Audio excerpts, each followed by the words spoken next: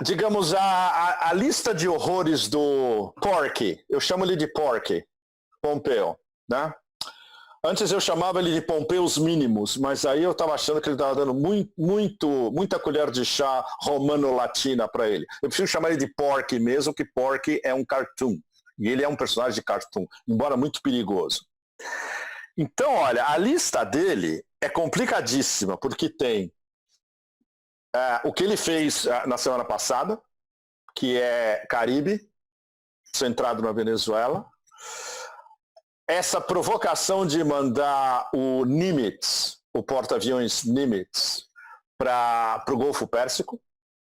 E aí os iranianos já estão olhando e falam, opa, tudo bem. Você viu que maravilha? Ontem os iranianos mandaram um drone para sobrevoar o Nimitz. Não é lindo isso? E isso é a provocação maravilhosa.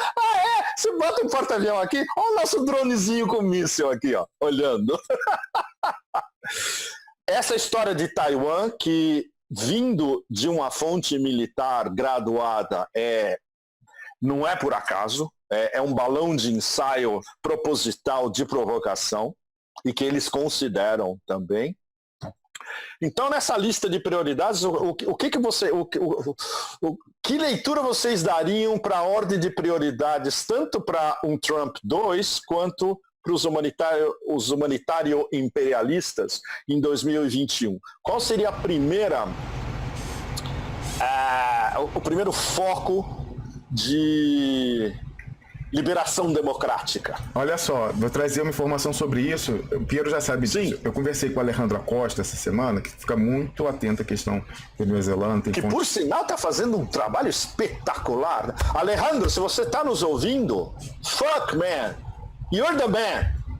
Eu leio o que o Alejandro faz no meu Facebook, né?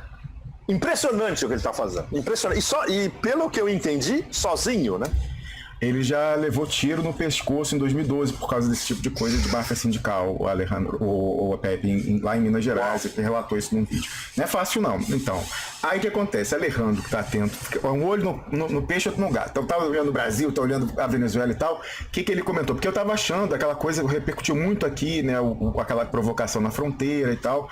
Aí eu perguntei, vai ter uma escalada, não vai ter uma escalada? Ele falou que o pessoal lá peidou pra essa história, porque é tudo jogo de cena. O pessoal lá, quem? Onde? Na Venezuela. Que foi... Sim, na Venezuela eles deixam, não. Porque eles não levaram a nem sério. A direita venezuelana levou a sério, porque tem a direita venezuelana tá dividida, tem um acordo, né? Rachou, o Guaidó ficou sozinho. O Guaidó ficou sozinho na chuva, né? O cachorro ficou na chuva sozinho, caiu da mudança.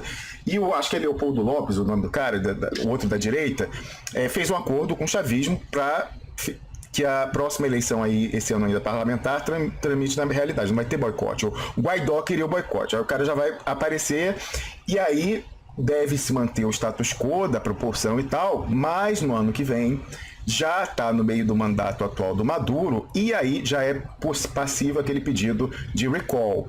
E, segundo Alejandro Acosta, há um acordo, por isso que está tranquilo, né, a questão.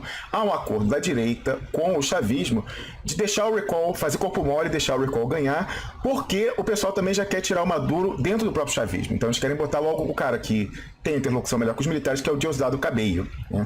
E aí, então... o Maduro... E ele é bem mais preparado do que o Maduro, né? Pois é. Então, no que passasse o recall, tivesse grande, o próprio Nicolás Maduro ia falar assim, olha, vamos antecipar a eleição logo e tal. E aí, mas vem cá, Alejandro, mas tá garantido que Diosdado Cabello derrota Leopoldo Lopes e tal? Olha, o pessoal acha forte, mas assim, nunca se sabe o que é o imperialismo. O pessoal inventa a guerra, sei lá o que vai ser, então... Mas pelo menos o jogo é adiado, né? Então, segundo ele, essa história do cara ir na fronteira e tal, o pessoal viu como um jogo mais pra fora do que pra dentro e tal. As pessoas nem prestaram atenção. Não, o jogo fundamentalmente foi pros eleitores da Flórida. Isso todo mundo sabe. Isso. Foi uma jogada política interna. Isso aí. E aí, amiguinho, e Elias? Eu acho que a prioridade tem 10 prioridades, né? 1, 2, 3, 4, 5, 6. De 1 a 10 é a China. Matou! Então, assim, e aí ao lado disso vem as periferias, né? Que é o que você coloca do Irã, da Venezuela, disso, daquilo. Mas o grande jogo é a tentativa de desestabilização da China. Porque mexer com Venezuela também é uma forma de desestabilizar a China, mexer com a Coreia do Norte é uma forma de desestabilizar a China, Taiwan nem se fala. Então, essa semana, por exemplo, o gesto do presidente sul-coreano de pedir o fim da guerra da Coreia, oficial, isso é um gesto ultra corajoso de afronta aos Estados Unidos. Claro. E que implica a possibilidade, inclusive, uma autorização para que a Samsung faça um acordo com a Huawei. Então, eu acho que a leitura que eu faço do discurso do presidente da Coreia do Sul é exatamente esse. Olha, Samsung, vai lá fazer seu acordo com a Huawei, que eu vou pedir o fim da guerra aqui, que vai ser a minha moeda de troca com os Estados Unidos. Perfeito, tá? Elias, você matou. Você acredita? A sua análise é tão boa que ninguém no Beltway ou Wall Street Journal fez. O que prova que a sua análise é a melhor. Não, é apenas uma percepção pelo seguinte, no Oriente, você conhece muito melhor do que eu, os recados são dados de forma muito subliminar, então... Exatamente. O presidente Moon, ele falou o seguinte, olha, eu quero o fim da guerra da Coreia, o fim das hostilidades, ou seja, isso é uma forma subliminar para falar o seguinte, a Samsung vai fazer negócio com a Huawei, Estados Unidos, olha, eu estou aqui com a China, metade das minhas exportações é para a China, e aí, como que eu vou fazer? Exatamente. Sabe? Então, acho que é uma forma oriental de mandar os recados, assim como o Xi Jinping, por exemplo, ele fez um discurso assim muito na ONU, muito tranquilo, a nossa política externa é essa aqui, só que o embaixador dele na ONU já foi para cima da senhora lá, que é da embaixadora americana na ONU, já foi para cima dela. Claro, né? Claro. Então, existe uma jogada de linguagem, de semiótica aí, que 90% dos analistas não percebem, né? Não percebem porque eles se atêm a toda essa mise-en-scène espetacular e de telecatch, como o Duplo Expresso brilhantemente copiando a World Wrestling Federation cunhou em português, né?